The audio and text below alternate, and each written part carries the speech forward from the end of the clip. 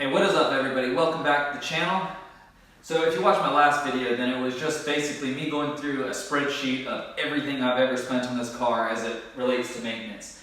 And if you watched that to the end, which it was a long video, so if you didn't, I get it. But if you didn't, you should go back and watch it, because you'll see that it's really strained my finances owning this car, because I'm picky with my cars. They've got to be right. You know, I can't drive around with the check engine light on. I can't drive around with, you know, something being wrong and knowing it. It'll just eat me up inside. So I maintain my cars very well. I try to do most of the work myself, and it costs a lot of money when you own a BMW 335i with the N54 motor, because they have a laundry list of problems that are known to be common, and this one has had pretty much every single one except for the turbos, which, fingers crossed, seem to be very good. No wastegate rattle, no nothing like that, or at least very minimal wastegate rattle. Always makes boost targets whenever I monitor it.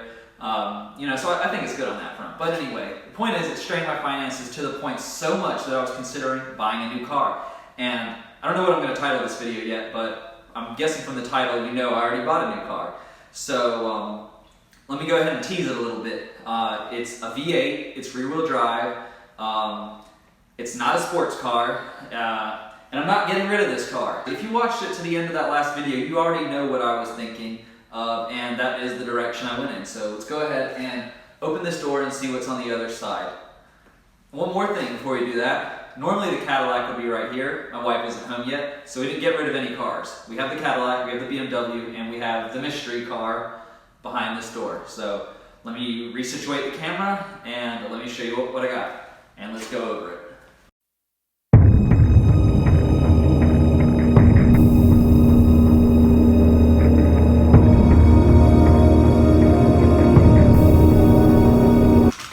So here we have a 4th generation Explorer, and this model is the V8. As you can see, the V8 badge right here on the fenders.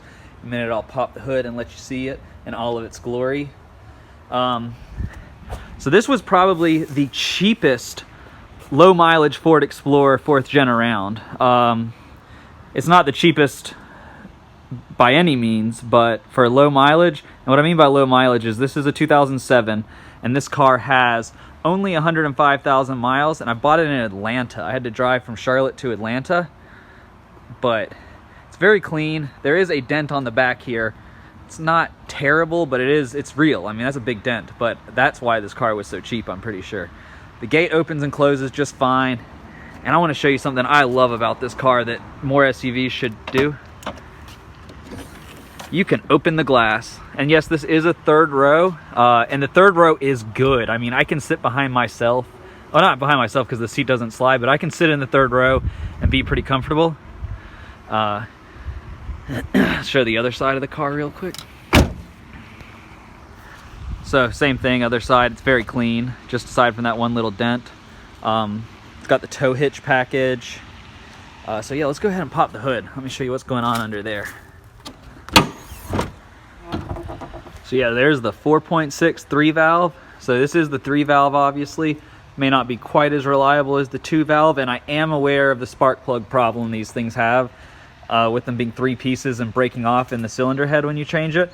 So if you guys know anything about these, how do you fix that? Is it a easy fix, or is it not? You know, I mean, how do I go about it? Should I take it to a shop, or should I try it myself?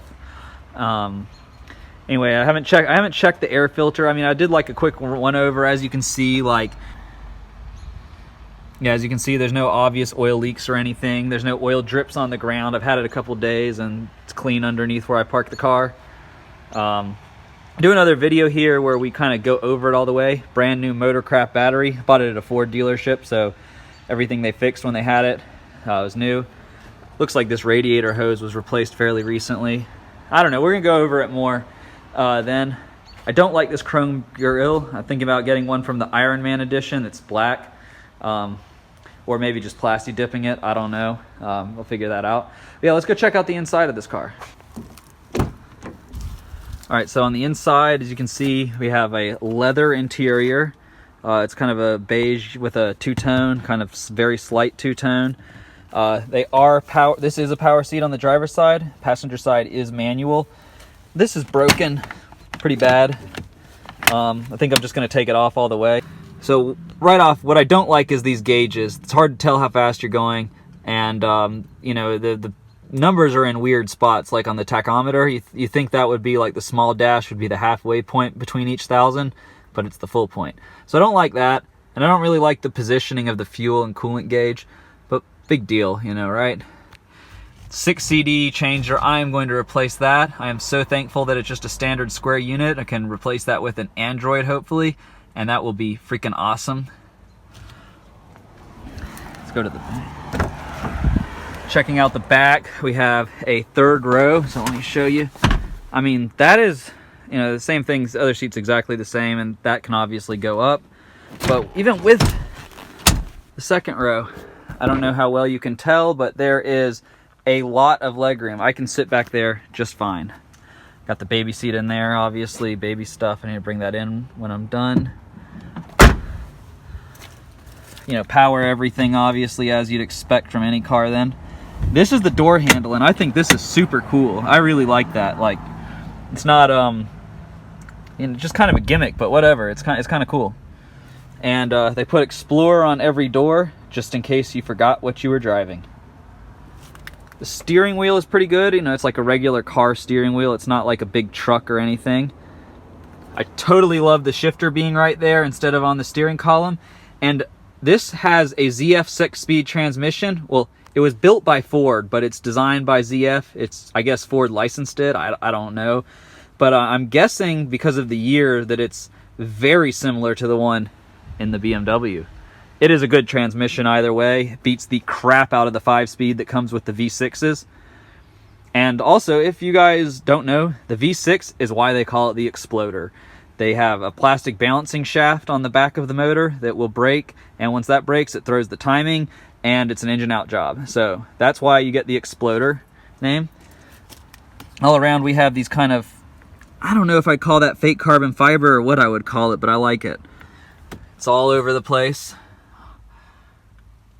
And I mean, this is an Explorer. It's not a luxury car, so like there's lots of hard plastic.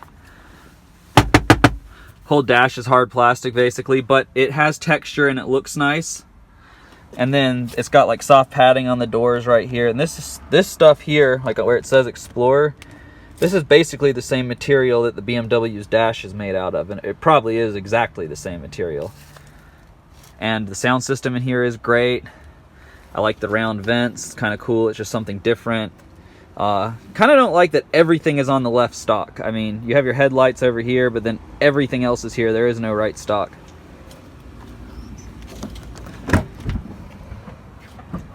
Back here, we've got some vents in the center console here.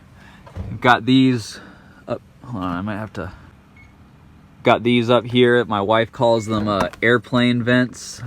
I don't know, I guess because they're in the ceiling. I don't know, it's kind of cool. And then lots of cup holders. 2 there. There's 2 in the back somewhere. Yeah, right there. Same on the other side. And 2 in the front.